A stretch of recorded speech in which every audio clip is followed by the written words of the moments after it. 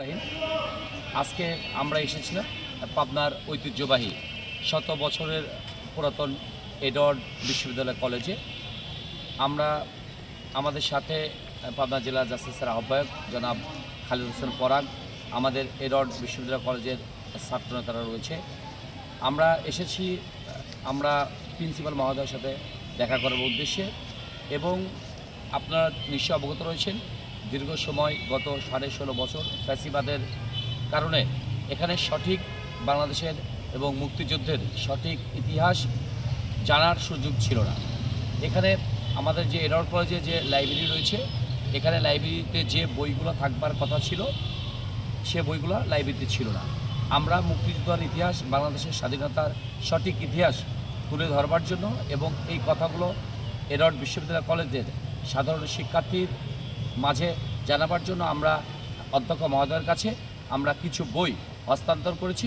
আমরা দৃঢ়ভাবে বিশ্বাস করি মেধাবী ছাত্রদলের মেধাবী নেতৃত্বে ইনশাল্লাহ আগামী দিনে তারেক রহমানের নেতৃত্বে বাংলাদেশ একটি আমরা সমৃদ্ধিশালী বাংলাদেশ গড়ব ইনশাল্লাহ।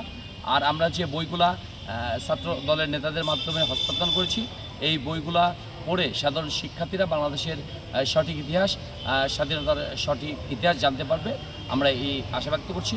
এবং আমাদের এই বই বিতরণ কর্মসূচি ইনশাল্লাহ চলমান থাকবে।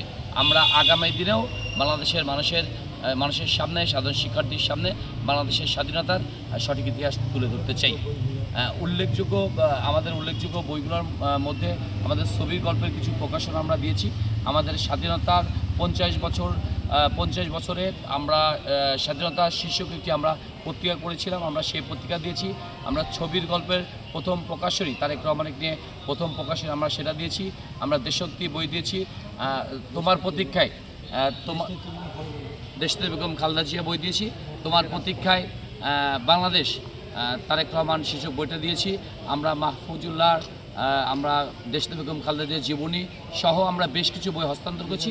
আগামী দিনেও ইনশাল্লাহ ছাত্র দলের মাধ্যমে আমরা এডওয়ার্ড কলেজ বিশ্ববিদ্যালয় লাইব্রেরিতে আরও কিছু বই প্রদান করব, এই আশা ব্যক্ত করছি।